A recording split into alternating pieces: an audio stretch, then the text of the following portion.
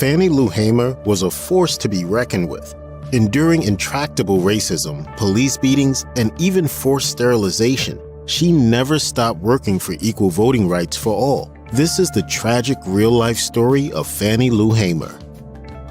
Born on October 6, 1917 in Montgomery County, Mississippi, Fannie Lou was the 20th and youngest child of Lou Ella and James Townsend. Both Lou Ella and James worked as sharecroppers their entire lives. When Fannie Lou was just 6 years old, she joined them despite having endured a bout of polio just a year earlier.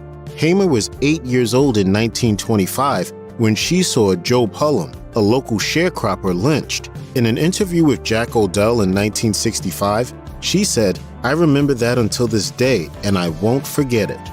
Poverty forced Hamer to drop out of school at the age of 12, and by the age of 13, she was picking as much as 400 pounds of cotton in a day and receiving $1 for her work. Since Hamer had learned how to read and write during her brief time in school, she also worked as a record keeper on the plantation and soon discovered just how the owners would cook the books to cheat the poor sharecroppers out of their fair wages. To offset this, Hamer began secretly tilting the scales to ensure people weren't cheated. She later recalled, "I didn't know what to do, and all I could do was rebel in the only way I could rebel." In 1944, Fannie Lou married Perry Pap Hamer, a tractor driver on a local plantation. 17 years later, in 1961, she underwent surgery to remove a small cyst in her stomach. When she woke, she discovered that she'd also been given a hysterectomy without her consent. According to PBS, this type of forced sterilization was so common at the time that it became referred to as a Mississippi appendectomy, a term coined by Hamer herself. On June 8, 1964, Hamer testified before a panel in Washington, D.C. that at the North Sunflower County Hospital, 6 out of the 10 Negro women that go to the hospital are sterilized with the tubes tied. Forced sterilizations have a dark history and an equally dark present in the United States. Indiana passed the first forced sterilization law in 1907, and while they hit their peak in the 1930s and 1940s, targeting those deemed to be criminals or unfit by the 1950s, sterilization laws started targeting welfare recipients as well. Forced sterilizations were frequently racially motivated. This became abundantly clear when Mississippi proposed a bill that would make it a felony for a parent on welfare to have more than one child. Jail time could be avoided if the parent consented to sterilization. Ultimately, sterilization was removed from that bill, but untold women like Hamer still were sterilized without their consent. On August 31, 1962, Hamer and 17 others went to the courthouse in Indianola, Mississippi to register to vote. According to PBS, most of the group was blocked from even attempting to register. Only Hamer and one other man were allowed to fill out an application and take a literacy test. At the time, literacy tests were purposefully designed to keep Black people from voting. And when Hamer was asked to explain de facto laws, she later recalled that, "I knowed as much about de facto law as a horse knows about Christmas Day." After failing the literacy test, the group was denied the right to register to vote. On the way home, their bus was stopped by police and fined $100 for being too yellow. Then the persecution got worse. The owner of the plantation where Hamer worked and lived demanded that she withdraw her application to vote.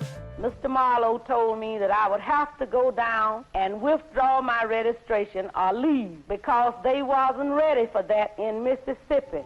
Hamer refused and was immediately thrown off the plantation where she had lived and worked for 18 years. She temporarily stayed with a friend before finding a new home, and just narrowly missed being murdered by those who were trying to suppress the Black vote. They shot in the house 15 times, thinking that I was there.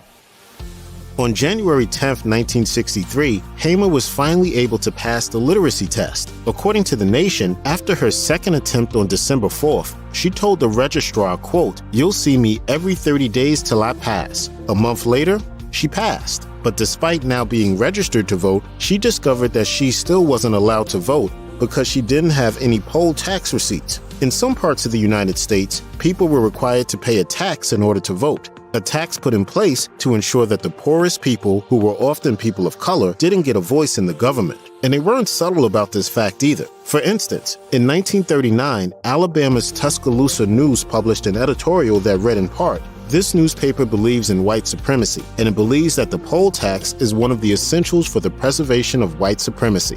In 1962, the United States passed the 24th Amendment, which outlawed poll taxes for federal elections. Despite this, Hamer was still denied the right to vote a year later because it wasn't really enforced until 1965. And to this day, 8 states, including Mississippi, still haven't ratified the amendment. While Pap worked to pay off their sharecropping debt at the plantation, Hamer continued working toward voter registration and desegregation. On June 9, 1963, Hamer and 9 other activists were returning on a bus from a voter registration and civic education training session in Charleston, South Carolina. The activists had tried to integrate lunch counters at the various bus stations along their way home, and their protests had enraged their bus driver. According to Fannie Lou Hamer, America's Freedom-Fighting Woman by Megan Parker Brooks, the driver began using the phone at every stop, reporting their location to Mississippi police. In Winona, Mississippi, police arrested at least 6 of the activists, even those who'd remain on the bus, and took them to jail. Hamer and her fellow activists weren't released from jail until June 12th. And in those 3 days, Hamer sustained such severe and prolonged beatings that she suffered from lifelong damage to her kidneys, eyes, and legs. In addition to beating the activists themselves, police also forced the other black people who were also imprisoned in the jail at the time to beat the activists as well. While there was later a brief trial, the police were cleared for their actions. After several failed attempts to work with the all-white pro-segregation Mississippi Democratic Party, Hamer co-founded the Mississippi Freedom Democratic Party, and in 1964, she went to the Democratic National Convention in an attempt to get representation. As a result, she received death threats. When she reported them to the police, they told her, quote, "Don't look to us for help." On August 22, 1964, Hamer testified before the Credentials Committee at the Democratic National Convention. She started by stating her full name and home address, defiantly signaling her fearlessness to every white supremacist. According to the Washington Post, President Johnson was terrified that her testimony at the convention would break up the coalition of white Southern delegates he needed to get elected. He tried to convince her not to speak, but when she did anyway, he abruptly called a pointless live press conference so the TV broadcast would have to cut away from Hamer's testimony. It backfired, bringing more media attention to Hamer's testimony than it otherwise might have gotten, with many evening news programs giving full coverage of the speech that Johnson had interrupted. Because our lives be threatened dead, because we want to live as decent human beings in America. As a result of pressure from President Johnson and vice presidential candidate Hubert Humphrey, the convention refused to accept Hamer as an official delegate. Instead, officials offered a farcical compromise to the MFDP. They'd be allowed 2 delegates, but they could neither sit in the Mississippi section, nor would they be able to cast votes. Oh, and neither one of those seats were allowed to go to Hamer. Why? According to Humphrey, the president has said he will not let that illiterate woman speak on the floor of the Democratic Convention. The Mississippi Freedom Democratic Party voted unanimously to reject the administration's compromise. In Hamer's words, quote, "We didn't come all this way for no 2 seats. They returned to Mississippi, shut out once again by a process meant to empower them." In 1964, Hamer also ran unsuccessfully for Congress. According to an interview with Jack Odell, Hamer recalled that it was harder for her to pass the literacy test in order to register to vote than it was for her to qualify to run for Congress. And despite being barred from the official ballot, the MFDP gave out freedom ballots that included candidates of all races. According to Smithsonian Magazine, after her first bid was unsuccessful, Hamer ran for office 2 more times in 1967 and 1971.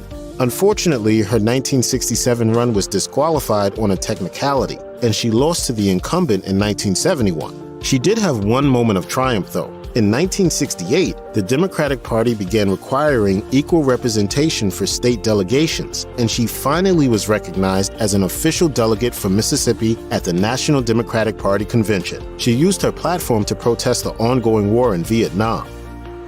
Seeing that not much progress was being made on the political front, Fannie Lou Hamer turned most of her attention toward economic justice as a way to fight for racial equality. In 1969, Hamer founded the Freedom Farm Cooperative in order to provide black people with land that they could own and farm collectively.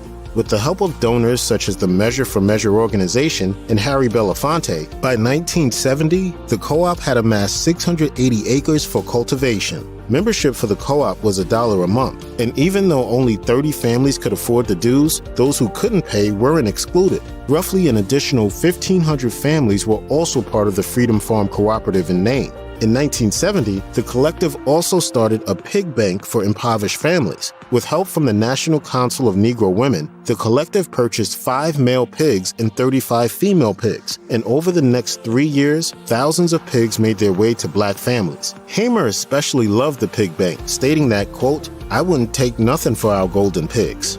Unfortunately, without institutional backing or resources, the Freedom Farm Collective only lasted a handful of years. But at its height, it was one of the largest employers in Sunflower County, Mississippi.